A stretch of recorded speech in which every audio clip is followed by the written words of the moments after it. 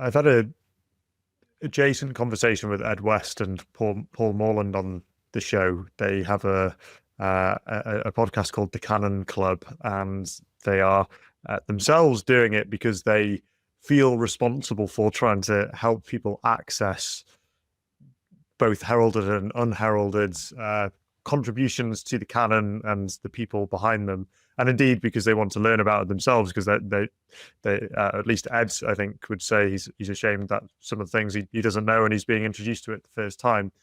But I do recognize, I think, when you're talking about the sense of what's the right words to use here, the sense of inferiority to those who came before us, potentially driving us to look the other way, or indeed offer things that just don't even hold a candle to what came before in their place. And so what I was talking about with Ed and Paul was, could you even add to the canon now? Could anyone in the modern era really add to it? Unless, of course, they were steeped in Athens and Jerusalem, unless they really understood it and lived it and wrote or composed through every fiber of their being because it's connected to Athens and Jerusalem, whether it's Bach or Mozart or Shakespeare or Milton and all the people we've talked about, Dante.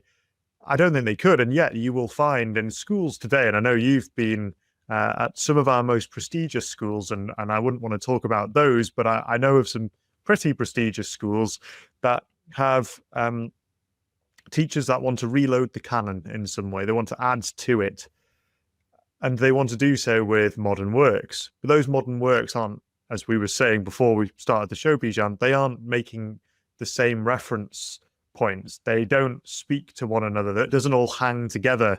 All of that was an emergent property from a common root. And to give an anecdotal example, my fiance, she is a head of English and loves literature, and had always given both the classics and modern novels and works the same time of day, really. But now she finds it increasingly hard to pick up anything written in the modern era because it feels clunky, it lacks depth, it doesn't speak to the center of what it means to be a person. And so I suppose, unless there's some kind of a revival, and there are some who suggest there is, and perhaps you could say anecdotally there seems to be. I mean, France has had record baptisms and initiates into the Catholic Church this year.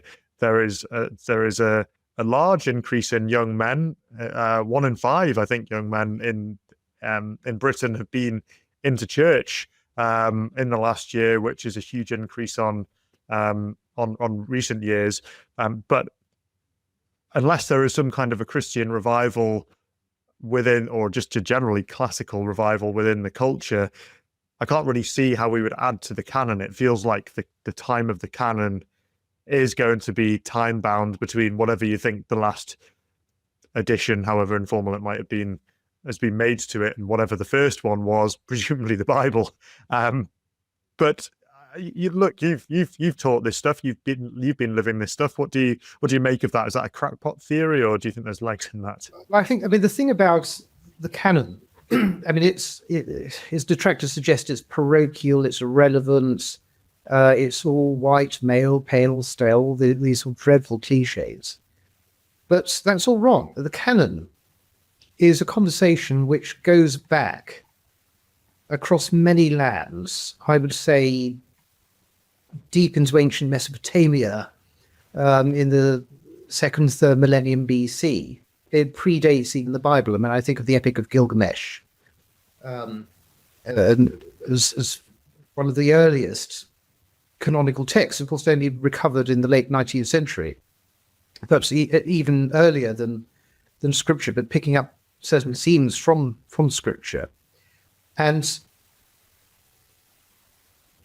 you have people over many times in many places, Mesopotamia, even Egypt, North Africa, Spain, the Balkans, in conversation. with each other, and even across cultures. Ultimately, I mean, whether you take, say, Avicenna and Averroes, who were from in conversation with Christian scholars, who themselves, Averroes and Avicenna, who were drawing from Greek sources. These are long, long conversations with people in many different circumstances, and they are asking the big and the hard questions. And the thing about canonical literature, and the reason that it survives, is that it contains within it many perspectives, and it is not afraid of asking hard questions, even about that which is received. So I think especially George Herbert, who was my favorite poet, is not afraid to sort of call out to God. I struck the board and cried, no more, I will abroad. What? Shall I ever sign pine? My lines and life are free, free as the wind, as large as store. So he thinks there's this idea of himself, the priest, the collar, being under the yoke. And then he goes on, and as I raved and grew more fierce and wild, methought I heard one saying, child, and I replied, my lord. And it goes into the depths. It asks the hard questions. It's not afraid to challenge and actually be completely honest about the difficulties that we have. Now, I think classical literature, and the great classical literature, like the Aeneid, of course, the great poem by Virgil about the foundation of Rome, of course, looking forward to Augustus. The epic poem did not hesitate to actually challenge the ideas of Romanists as much as to advocate them, and to talk about the deep, deep price that had to be paid in order to found the Roman Empire, in terms of the struggle, the sacrifices. Tantae mollis erat Romanum condere gentem is the Latin. So great a burden it was to found the Roman race. And it doesn't hold back on the shortcomings and the frailties of Aeneas as the hero, who was, of course, the type of Augustus. So even then, there is an honesty in the canon.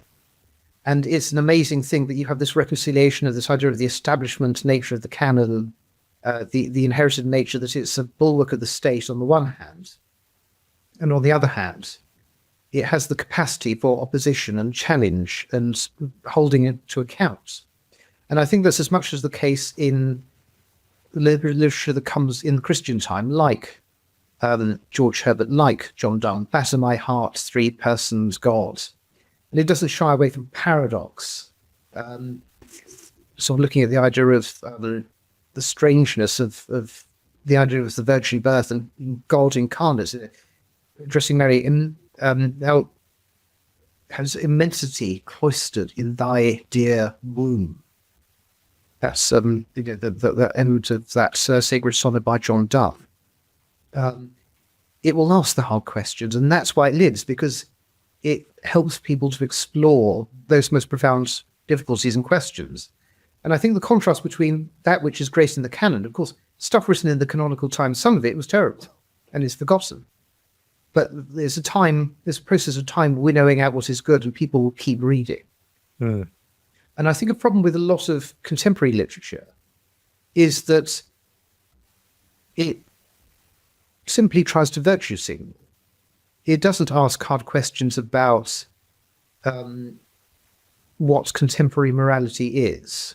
It tries to, I think, propound, often in the contemporary world, notions of critical theory and intersectionality, and it doesn't try to turn the mirror on them and see what the problems are. It simply tries, in a very regime propaganda sort of way, to say the tradition is bad, the past is bad, this is all good. Look at those terrible people in the past, and aren't we nice and well balanced and regulated and generally nice?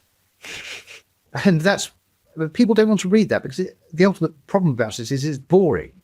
The canon is interesting, the canon, you've got Satan, and Satan actually quite an attractive figure in Milton. High on a throne of royal state, which far outshone the wealth of Ormuz and of Ind, or where the gorgeous east with richest hand showers on a king's barbaric earl and gold. Satan, exalted sat by merit raised to that bad eminence, thus high uplifted beyond hope. Wow, that's exciting, isn't it? Wow, I want to see what he does next. You don't have, I think, that sense of the attraction of the opposition in contemporary literature. They don't even want it to be there. And I think that's a characteristic of a lot of contemporary culture.